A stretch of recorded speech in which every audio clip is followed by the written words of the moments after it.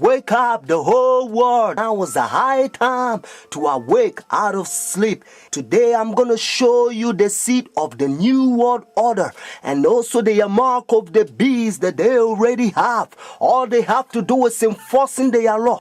The whole thing is tied with religion. That's why Revelation chapter 13 verse 17, the Bible says no one can buy or sell. Notice. It's a great honor for me. Thank you so much. Friends, I'm going to give you a little history and then I will tell you the power behind the scene, the new world order. Constantine was the one who united the church and stayed together. Notice, during dark ages, pagan Rome, when he marched them to Tiber River, they said they was baptized. So when they came to the church, they was idol statue worshippers. So when they brought their statues in Roman Catholic Church, they start naming them Christian name, Jupiter and all this thing. They call them Peter and Rosary and all this paganism that they brought to Roman Catholic Church.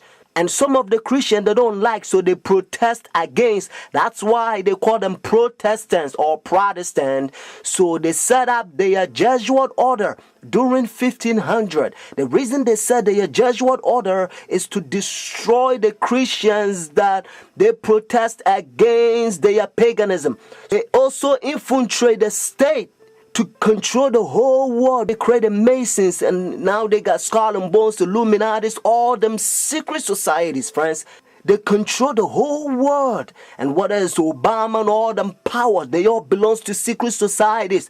I love everybody. I don't have a choice if I want to go to heaven, but I got to tell you the truth because the whole thing is tied with Bible. The church and state is going to unite in the last days and they will bring the mark of the beast that the Bible says. So notice. You came from circumference higher than them. I did, your old country. Yes. And it was successful. Successful, we have some decisions. It's not so easy in this place.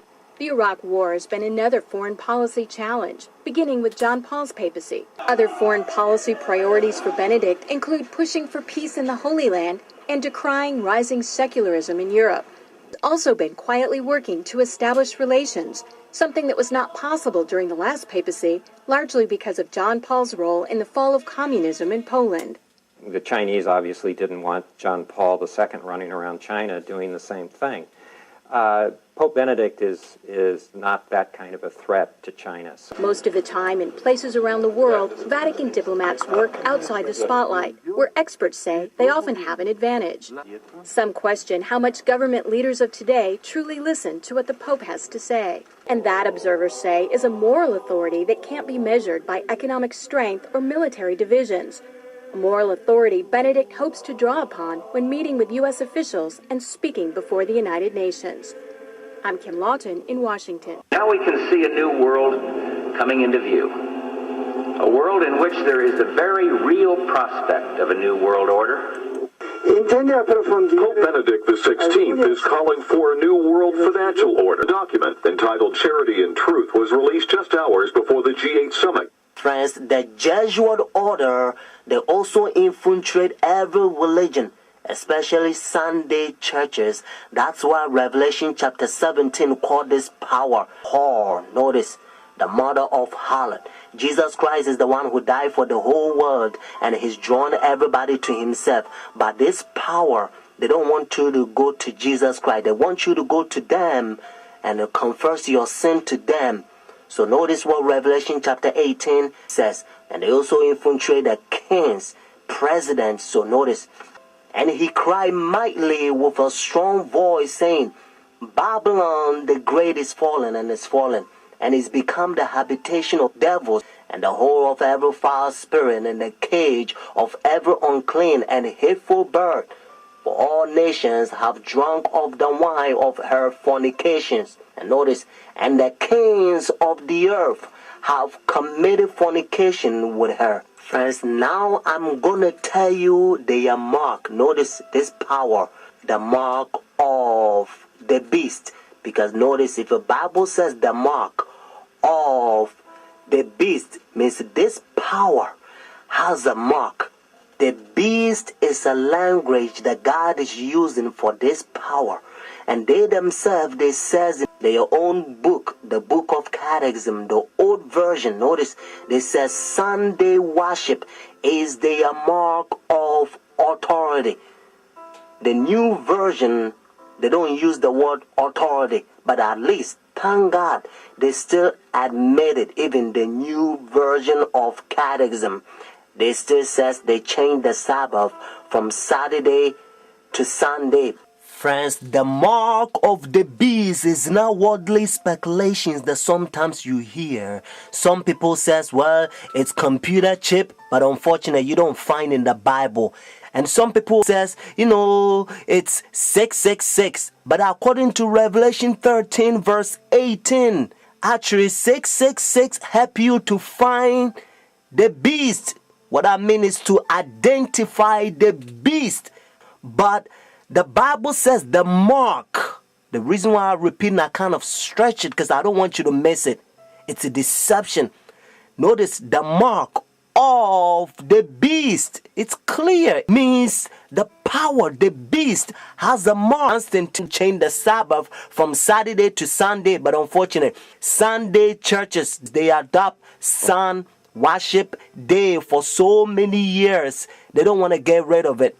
But actually, it's a pagan sun worship day, Sunday worship. Look, even the spellings, you'll find out. Matter of fact, if you look at your calendar, Sunday is always begin as the first day of the week. Unfortunately, they will skip, and some people, they don't know, they will count Monday as the first day of the week, because according to Revelation chapter 12 verse 9, the devil would deceive the whole world. So it's a deception. So a lot of people, the devil, he's in the process blinding the people, including the Christendom. Friends, if you go to church Sunday, notice the first day church, now you don't have the mark of the beast according to Revelation 14 and 13 unless the law is enforced. That's why now you hear different country, they try to forcing the people to not sell or do anything on Sunday because they try to enforce the law. But according to Bible, notice United States is the one who's going to cause the whole world to worship the beast. Their sun worship day means Sunday worship according to Revelation 13. So whenever United States enforce the law, then every country also going to enforce because they control the whole world. Every president on the Roman Catholic Church. Friends, Saturday is always the Sabbath, the seventh day of the week. Notice, and again, it's always Saturday. And that's why the Bible says the seventh day is the Sabbath.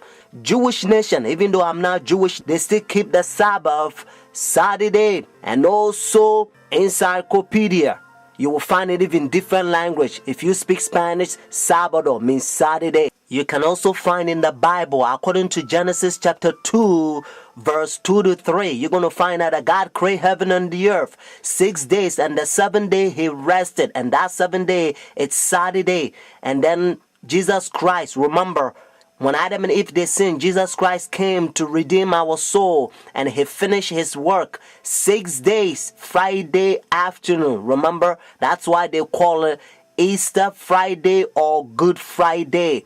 It says it is finished Friday, and then he rested Saturday, just like he rested Genesis chapter 2 verses 1 to 3. And Sunday, the early day in the morning, you will find in the book of Luke chapter 24 verses 1 to 3. You will also find in Luke chapter 23 verses 50 to 56. The seventh day is always Saturday until Constantine 321. He changed it from Saturday to his own pagan sun creation worship day. The devil behind the scene. You are about to see the power God is going to fill us with his outpouring, just like he did it for the first century, the apostle church. And then we're going to go forward and preach the loud cry. The third angel's message, we're going to protest against their pagan sun worship day, means their Sunday worship. And then Jesus Christ will come, just like Bible says, if the day is not short, no flesh will be saved. But for the elect's sake, means those who take a stand, the day will be short.